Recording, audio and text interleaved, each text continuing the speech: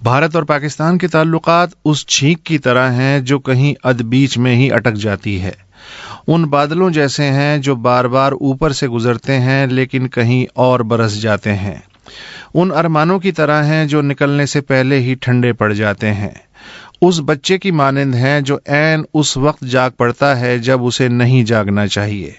اس مکے جیسے ہیں جو ہمیشہ لڑائی کے بعد یاد آتا ہے.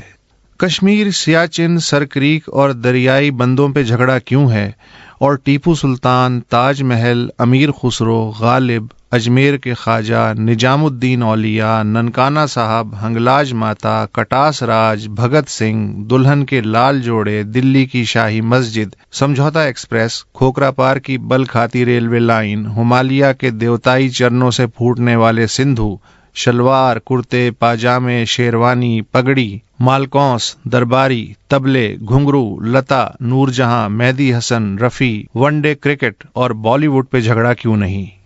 چلو یہ بتاؤ کہ موہنجو دڑو بھارتی ہے کہ پاکستانی؟ بڑے غلام علی خاں ہندوستان کے تھے کہ پاکستان کے؟ اقبال ہندوستانی ہے کہ پاکستانی؟ اردو زبان کے کاپی رائٹس دونوں ملکوں میں سے آخر کس ملک کے پاس ہیں؟ پاکستانی اور بھارتی فوجی ایک ہی طرح کیوں پریڈ کرتے ہیں؟ کیا پریڈ کا یہ انداز اسلامی ہے یا ہندتوائی؟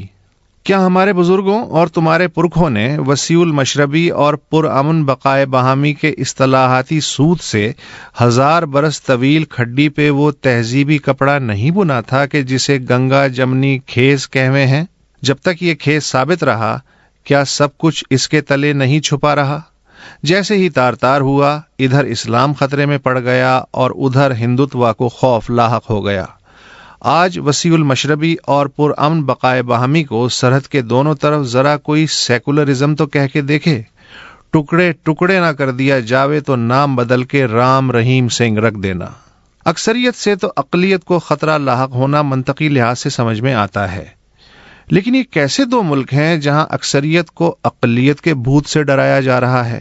اور مزہ تو یہ ہے کہ اکثریت ڈر بھی رہی ہے. ویسے بھارت اور پاکستان چاہیں تو 24 گھنٹے میں نہ صرف خود کو نارمل کر سکتے ہیں بلکہ اپنے اپنے معاشروں کو بھی. اس کے لیے راکٹ سائنس میں PhD کرنے کی قطعاً ضرورت نہیں. مسئلہ بس اتنا سا ہے کہ یہ راہ مختصر تجاوزات سے اٹی پڑی ہے.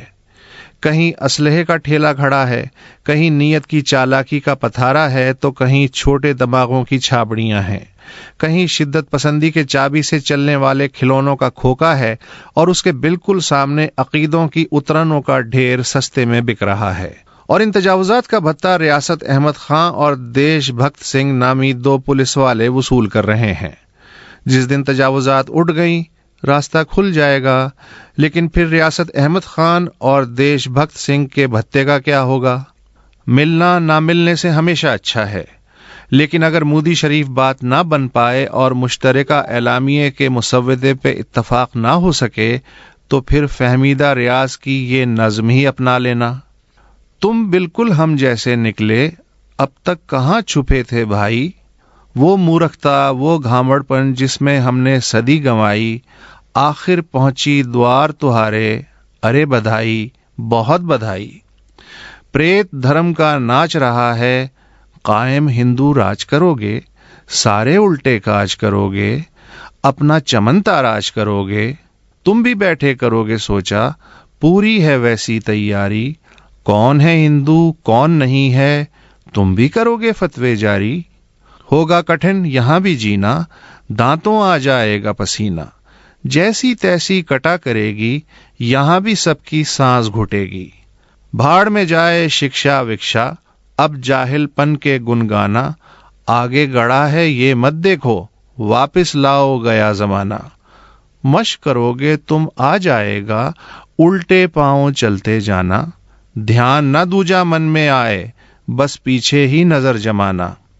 ایک جاپ سا کرتے جاؤ، بارمبار یہی دہراؤ، کیسا ویر مہان تھا بھارت، کتنا عالی شان تھا بھارت. پھر تم لوگ پہنچ جاؤ گے، بس پر لوگ پہنچ جاؤ گے. ہم تو ہیں پہلے سے وہاں پر، تم بھی سمے نکالتے رہنا. اب جس نرگ میں جاؤ وہاں سے، چٹھی وٹھی ڈالتے رہنا.